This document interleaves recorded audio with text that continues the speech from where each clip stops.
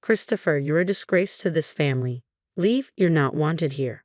Those cutting words pierced through the air, spat by my own father amidst the celebration of my brother Alex's wedding. The humiliation stung deeper as Alex remained silent, a silent accomplice to my expulsion. Anger boiled within me, ready to storm out when a plea for help interrupted my departure. A staff member, desperate in a moment of crisis, sought my aid. In that unexpected turn, my father saw me for who I truly was, and it jolted him. My name is Christopher, one of two brothers in our family. Growing up, our father, a stern lawyer, favored Alex, leaving me to perpetually chase his shadow. No moment of leisure existed in our lives. Every second was dedicated to lessons and studying. Even the simple joy of playing with friends was a luxury denied. Despite my relentless efforts to meet my father's lofty standards and match Alex's achievements, I perpetually felt inadequate, a constant disappointment to my father. The pivotal moment arrived with the entrance exam for a prestigious school, a futile attempt to win my father's approval. When I inevitably failed, my father's silence towards me solidified, his attention solely on Alex and my mother. Left to navigate the shadows of neglect, I found solace in my mother's unwavering support, but the ache persisted, exacerbated by Alex's indifference.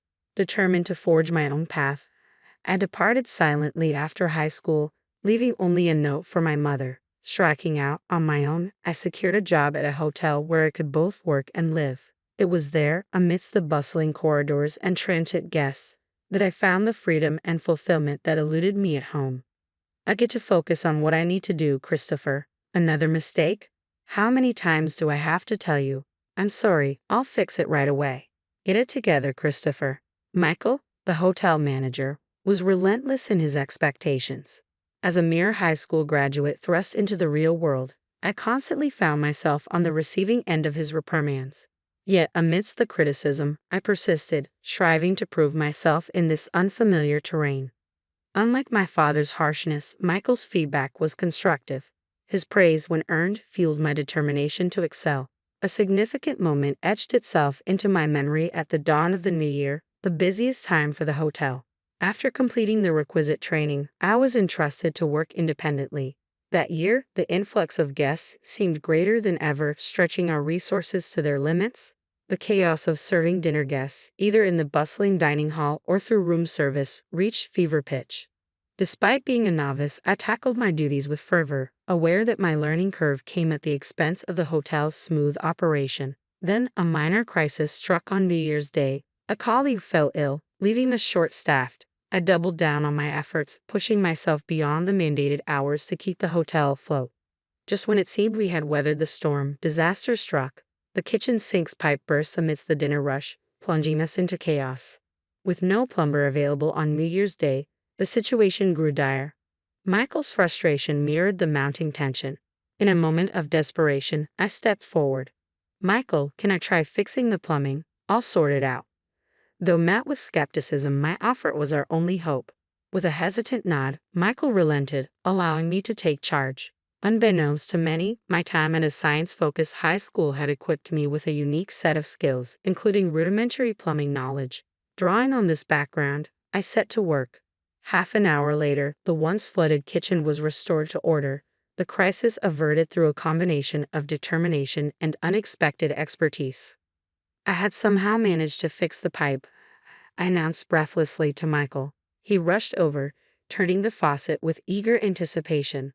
Water gushed forth, a testament to my makeshift repair. The room erupted in smiles and praise. "Great job, Christopher. You're my pride and joy," Michael declared, his words washing over me with warmth. Growing up under Michael's guidance had been a revelation. Together, we navigated the challenges of New Year's Day at the hotel, emerging victorious. The sense of fulfillment I experienced that day left an indelible mark, shaping the person I am today. 15 years flew by, and I found myself fully immersed in my role at the hotel. Then, one day, a letter arrived from Mom, breaking the silence that had settled between us. It bore news of Alex's impending marriage. Though I had drifted apart from Dad and Alex, Mom's plea for my presence at the wedding tugged at my heartstrings.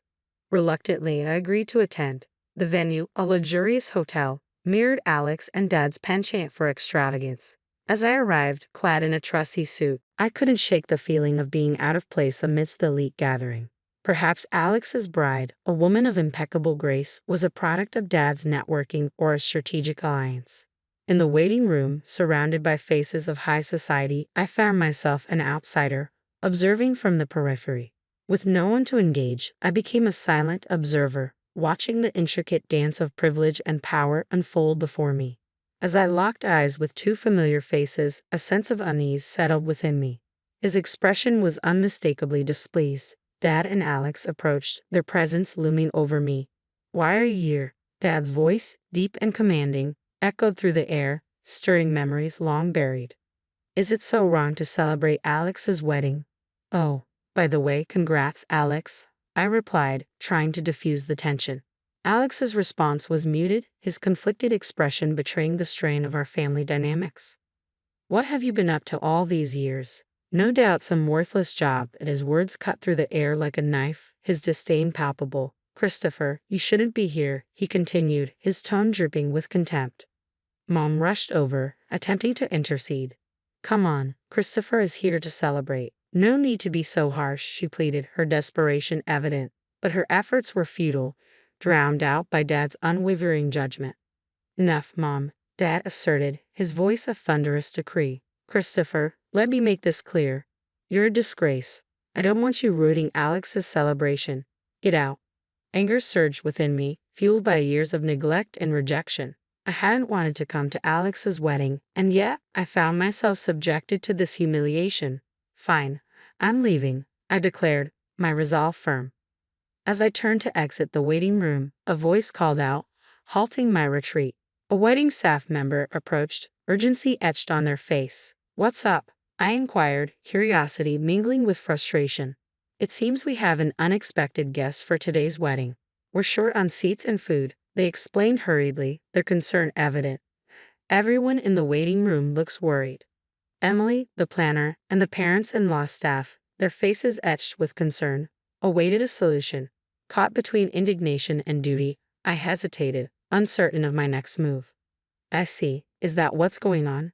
Emily can't handle it alone, and they're asking for my help.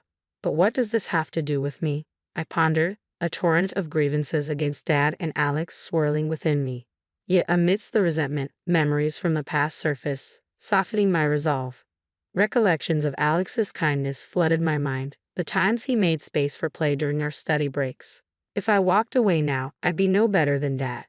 With a determined sigh, I turned back to the wedding staff. "Can you take me to Emily?" I requested, a flicker of resolve in my voice. The staff member's face softened, and I followed them back into the waiting room, reclaiming the ground from which I had been expelled moments before. In the center of the room, Emily, Dad, and the bride's father wore expressions of concern. As I approached, Dad's eyes locked with mine, his demeanor bristling with hostility.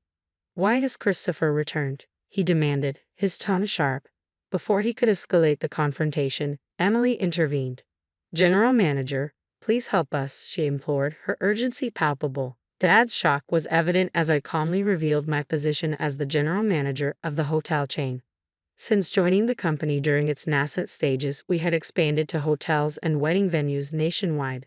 The very hotel we stood in was under my oversight. "I think I can handle this," I assured them, dismissing Dad's protests with a wave of my hand. "Dad, I'm busy right now. We'll talk later."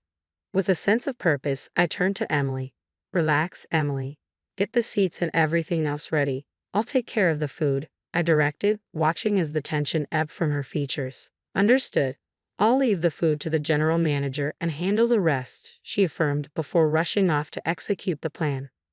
With all eyes on me, I exited the room and sought out my friend, Chef Jackson. "Hey, you in?" I called out as he emerged from the kitchen. "Christopher, what brings you here?" he inquired, his curiosity piqued.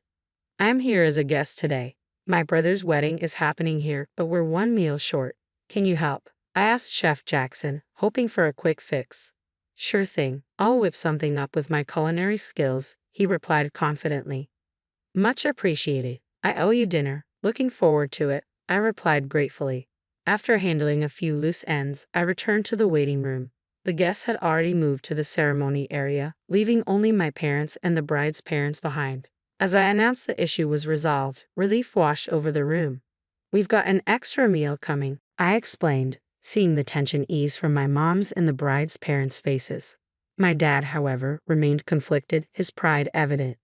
"Christopher, thank you so much. Because of you, the celebration can go on successfully," my dad acknowledged, his gratitude genuine. "It's all in a day's work as a general manager," I replied with a smile, leading the way into the ceremony hall. As the lights dimmed and the groom and bride made their entrance, I couldn't help but marvel at their radiant presence. The ceremony proceeded smoothly, and as mealtime arrived, I ensured everyone was served before finally exhaling a sigh of relief. With the ceremony concluded, I engaged in a heartfelt conversation with both families, sharing their gratitude towards me, especially from the bride's family, who thanked me profusely. "These moments are why I love my job," I admitted sincerely as their expressions of gratitude warmed my heart. "Christopher, thank you so much. We had the best day ever, all thanks to you," they expressed with genuine appreciation.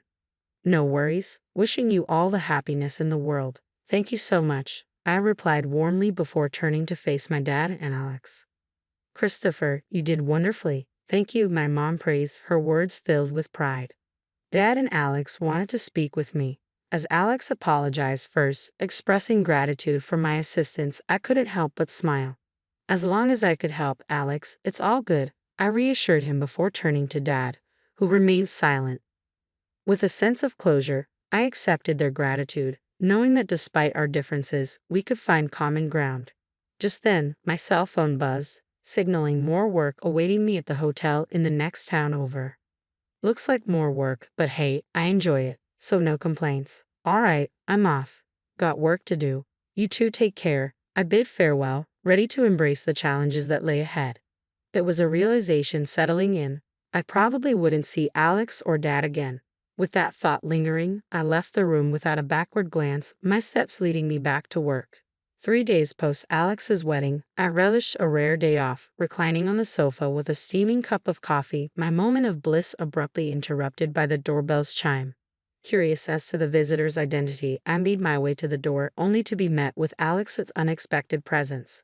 "Alex, what brings you here?" I inquired, surprised by his appearance. "Sorry, I got your address from Mom. Wanted to talk to you, Christopher," Alex explained, his tone tentative.